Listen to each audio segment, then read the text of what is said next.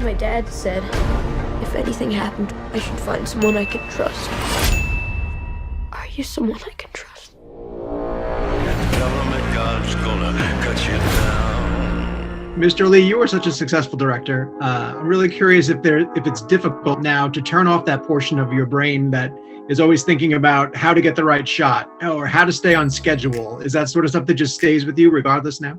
Oh, that's a nice question. I no, it does, but I think it helps because I think, I hope anyway that now working with other directors, I'm more sensitive to what they're going through, what they need, and then able to offer assistance to push. You kind of look at the whole production. I would know what he was up against if we were dealing with the fire elements and the crew and the stunt and the hours and Finn's hours and so you're.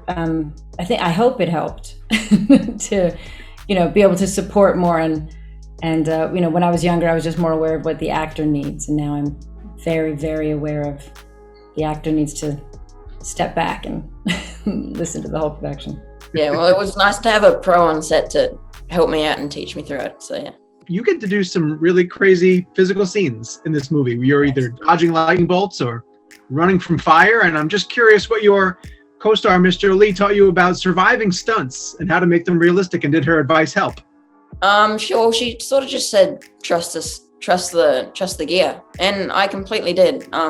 There were some pretty awesome stunts on set and that were physically demanding, but I mean, I absolutely put faith in Wade Allen. He was the stunt coordinator, and man, it was amazing to be in that actual forest that they built.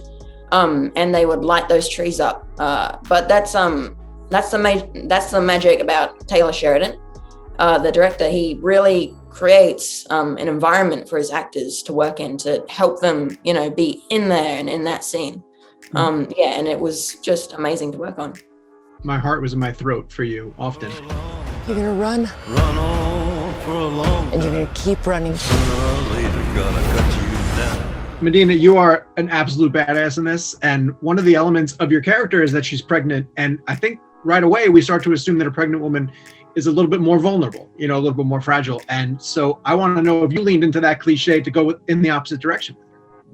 I absolutely, that was one of the things that excited me so much about the movie, because pregnant women are in a state of physical vulnerability, but they still face out of ordinary challenges and dangers, but just day to day.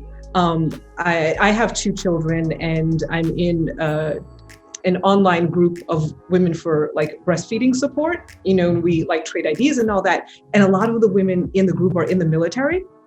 And hearing how they balance their training and being away from their families and away from their children, and still managing the logistics of breastfeeding, I had them top of mind. I love how this movie subverts expectations in a lot of different scenes. And John, I want to start with one of you, because you had a really fun scene that goes in a different way than I expected, in that your character has bad guys have the drop on him, and they're sort of pushing him along, and he's he's at gunpoint, and he finally turns to him and he says hey, I know how this is going to end.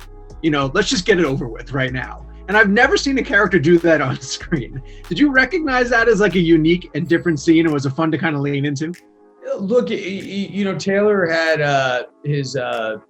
Taylor had a cousin-in-law, his Brandon, who's a former Green Beret who was there, and I think originally that whole idea was supposed to be sort of this tactically kind of proficient scene of a guy just trying to kind of create chaos to stir things up.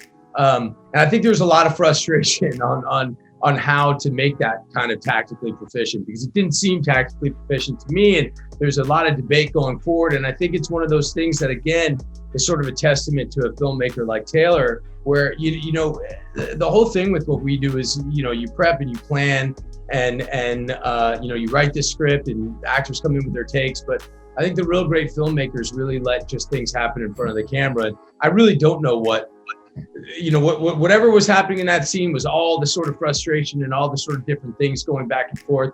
And so what you got is kind of what you got, which I think sometimes can be enormously effective, and when really, really special work can kind of go down. We promise absolutes. Act accordingly. Real fast, Miss Jolie, seeing some Eternals footage today. I'm curious what it means to you to see I your. didn't know it came out. Oh, that's interesting.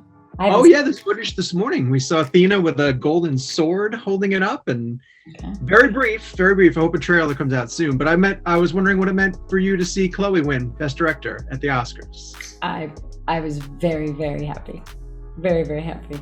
I think she's a special director. You know, she's a really interesting woman. She's very thoughtful, very serious about her work, and I think she's bringing a new voice through her films, and I think to Marvel. So I'm very excited for people to see it.